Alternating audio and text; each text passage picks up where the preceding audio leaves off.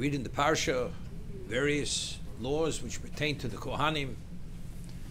Firstly, we speak about the laws which pertain to the Kohen, that he's not permitted to contaminate himself to the dead. And the Kohen Gadol, not even to his closest relatives, women who they're not permitted to marry. Then the Torah speaks about that a Kohen who's a Balmum, he's blemished, he's not qualified to do the Avodah, to do the service in the Beis HaMikdash, in the Mishkan.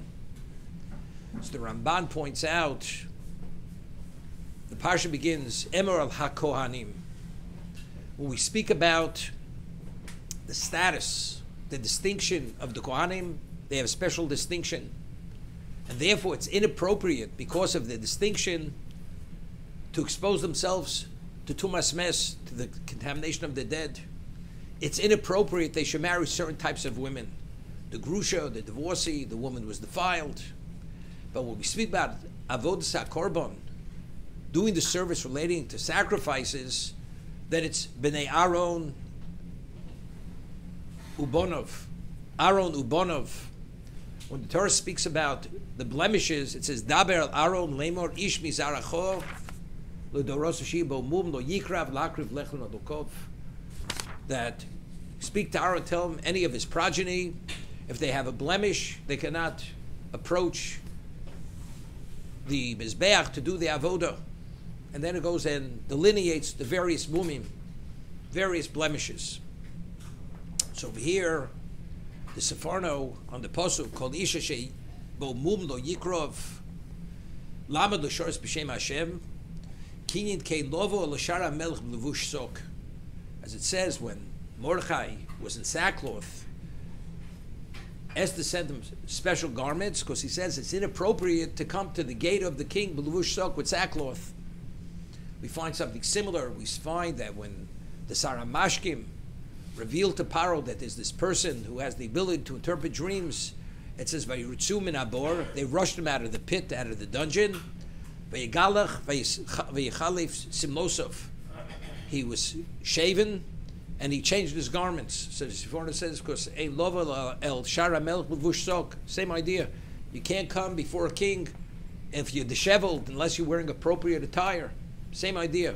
So the Kohen who's blemished, his body being blemished, whatever the blemish, as the Torah discusses what these blemishes are, that's considered levush sok. It's an inappropriate attire. What is an inappropriate attire? What does this mean?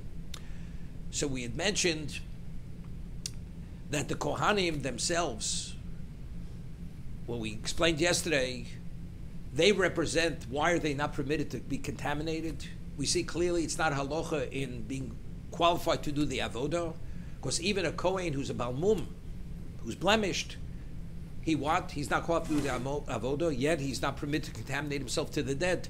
So we see because of what he is. Now what does he represent? So we had explained he's Odom Kodem Achet.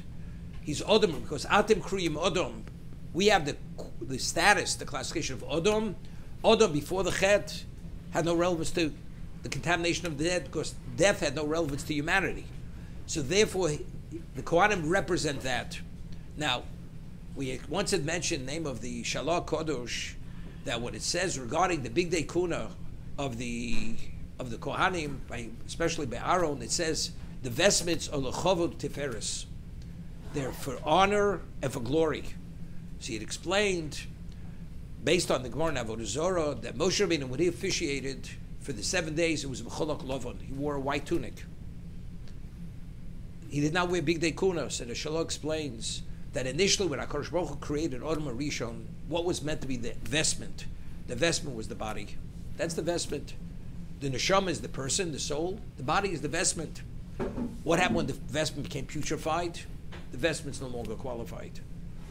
Even though we assume the status of Odom, but factually, because the body itself is tainted with the chet, with the Rav Odom Rishon, he needs vestments, l'chol tiferes. Moshe Rabbeinu was at a level, even after the chet, his neshama dwelt within his body. So what was Moshe's vestment? Moshe's vestment was his body. Therefore, he didn't need Big Day Kuna. He didn't need the vestments of a Kohen. Therefore, he only needed a cholak lovan, the white tunic, to cover his nakedness. That's how the Shiloh explained it. However, Aaron, who was not at that level, he needed the big day kuna, lechover de feres. Only then was he qualified to what? To officiate, because he needed that new vestment. So what is the body? The body's a vestment. So the Kohen who comes with blemishes, what are those blemishes? Basically, the vestment is blemished. This is levush sok, because that vestment initially was supposed to be the vestment to officiate, to serve before Hashem. Now that it's become blemished, it's no longer qualified, and therefore he is not qualified to do the service. Yeah.